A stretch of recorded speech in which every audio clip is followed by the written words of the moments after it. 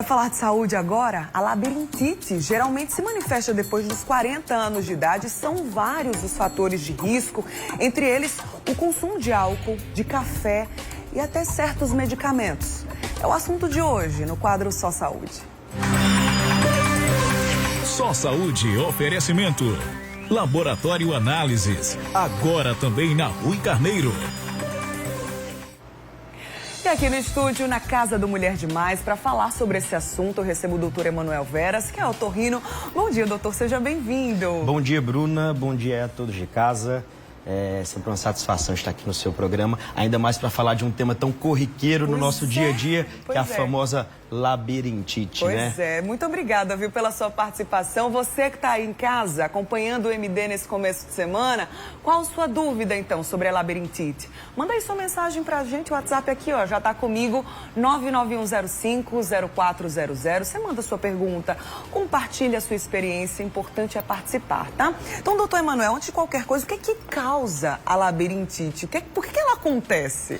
Na verdade, Bruna, acho que a gente tem que começar o nosso bate-papo desmistificando a denominação labirintite. Sim. A labirintite, né, propriamente dita, ela é um processo inflamatório agudo dentro do nosso labirinto e que é raro.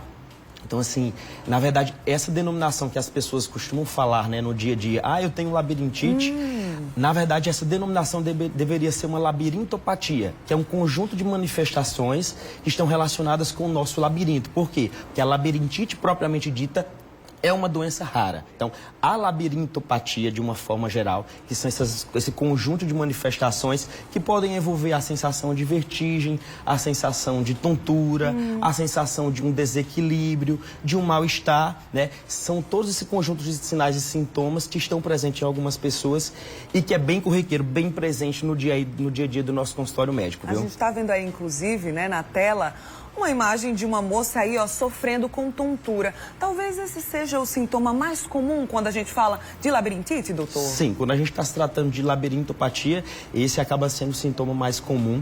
Esse sintoma, inclusive, que pode ser rápido, né, por questão de poucos segundos, um pouco mais duradouro, né? Tem alguns pacientes que têm algum tipo de labirintopatia e o paciente acaba ficando 3, 4 dias, uma semana com episódios de tontura. E o que é importante, né, Bruno? Porque, na verdade, acaba comprometendo, né, o desempenho, o dia a dia desses pacientes. Entendi. Quais são os principais fatores de risco? Inclusive, eu citei no comecinho, na abertura do nosso papo, que é mais comum que a labirintite aconteça a partir dos 40 anos de idade. Mas pode acontecer antes também, a depender desses fatores de risco, né, doutor? Sim, sim. As desordens, né, metabólicas do nosso organismo, como, por exemplo, o paciente que tem hipertensão arterial, paciente que tem diabetes, pacientes que têm alteração de triglicérides, pacientes que têm alteração de colesterol, pacientes que são tabagistas, né? O cigarro em si também é um fator que pode estar relacionado com isso. O consumo excessivo de café também pode estar relacionado com isso. E algo que é muito presente no nosso dia a dia, né? Ainda mais nos tempos que a gente vive, que é o estresse, né?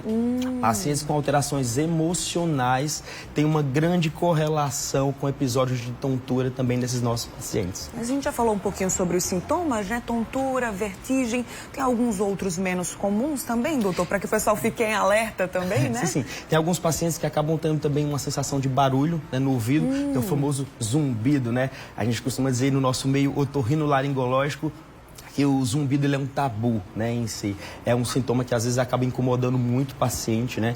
Paciente que inclusive acaba ficando meses com episódios de zumbido e acaba atrapalhando bastante. Alguns pacientes também podem ter alterações auditivas, como por exemplo perda de audição. Entendi. E que pode caracterizar algumas doenças aí do nosso organismo, sim. Eu vou até pedir para Raminho voltar aquela foto, Raminho, e pedir para os meninos tirarem o nosso destaque, só para que o pessoal de casa consiga enxergar melhor essa ilustração. Ali, então, nesse ponto onde a seta está mostrando, é o labirinto. É aí onde mora o perigo quando o assunto é a labirintite, então, Isso. né, doutor? Ali onde a gente está vendo a seta, né, que está marcada, ali era a região do nosso ouvido interno. E desse ouvido interno é onde nós temos o nosso labirinto, que é, na verdade, formado por duas partes, que é o vestíbulo e a cóclea. A cóclea que está relacionado realmente com a audição e o vestíbulo que está relacionado diretamente com o nosso processo de equilíbrio, né, de uma forma geral. E aí, nesse processo, nessa localização, onde tudo acontece, né? Então, por exemplo, a labirintite propriamente dita, quando eu tenho um processo inflamatório nessa região, é onde eu vou ter realmente o processo da doença da labirintite. Né? Entendi. Sim. Deixa eu trazer aqui a pergunta da Girleide, ela participou através do nosso WhatsApp, é o 991050400. Ela disse que sempre tem algumas tonturas de repente, do nada, principalmente quando consome coisas doces. De vez em quando, um zumbido, né, no ouvido, como se fosse um apito. Pode ter alguma relação aí, doutor? É o momento de buscar, quem sabe, aí um diagnóstico? Sim, com relação a esse zumbido, né, que ela falou, tipo um apito, na verdade tem diversas denominações, né? Tem paciente que às vezes refere, doutor, parece que eu estou com uma panela de pressão dentro do ouvido, parece que eu estou com um apito, parece que eu estou dentro de uma cachoeira. Então, tem diversos tipos de zumbidos, né, que esses pacientes acabam referindo. E a qualquer surgimento, né, desse tipo de sintoma, por exemplo, do zumbido, da tontura em si, da perda de audição, da sensação de déficit auditivo, o seu otorrino ele deve ser procurado. Tem que não se tem um diagnóstico errado, Bruna. Só nós que somos otorrinos sabemos o tanto que é comum chegar aquela senhorinha que faz 30, 40 anos que está tomando remédio para labirintite.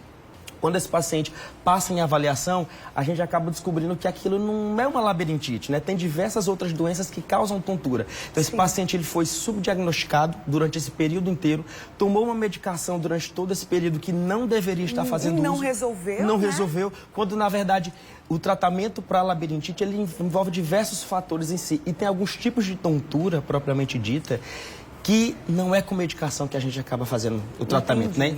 Tem terapias que são adicionais que vão realmente fazer o tratamento desse tipo de paciente. Então, por isso que é tão importante, né, que o seu otorrino ele seja procurado a qualquer indício. Paciente que teve qualquer tipo de desordem, né, de alteração, que está tendo desequilíbrio, que vai cair ao chão. Tem paciente que tem acidente doméstico, Bruna, que não são, principalmente paciente idoso, justamente por conta desse equilíbrio em si, sabe? E nesse caso aí, já que a Girleide já apresenta alguns sintomas, é o momento de buscar um especialista. E como é feito esse diagnóstico da labirintite em si, doutor? O diagnóstico ele é feito basicamente clínico, né, em si, devido pelas características de determinados tipos de tontura. A gente costuma dizer que a tontura ela tem cara, né? E para cada doença que cause a tontura, a gente vai ter um tipo de tontura específico que aquilo possa acontecer.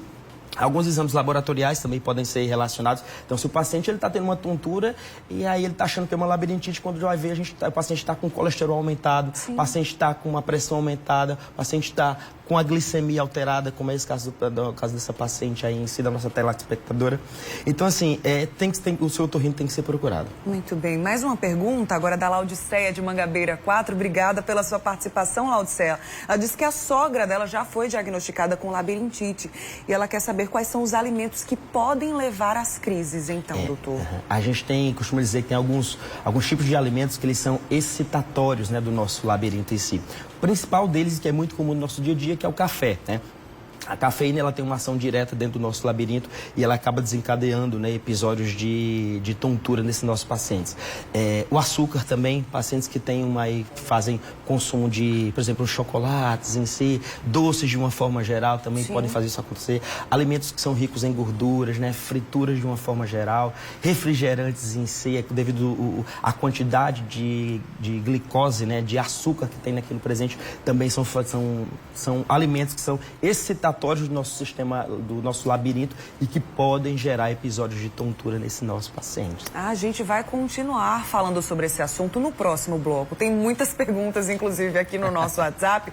Vou fazer aquele resumão porque algumas acabam se repetindo, são as mais frequentes, e trago já no próximo bloco. A gente continua falando com o doutor Emanuel. Pode ser assim, doutor? Combinado. Beleza, até daqui a pouquinho, então. E, ó, gente, deixa eu te dar um recado. Lembra que na última sexta-feira eu falei que a gente encerrou mais uma temporada do quadro O Microfone é Seu. E já tem enquete no nosso Instagram, o @CorreioTV.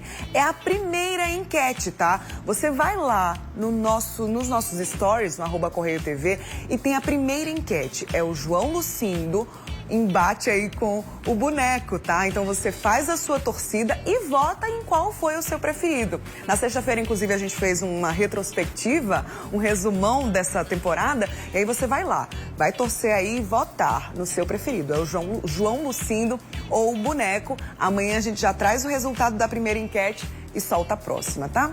Agora mais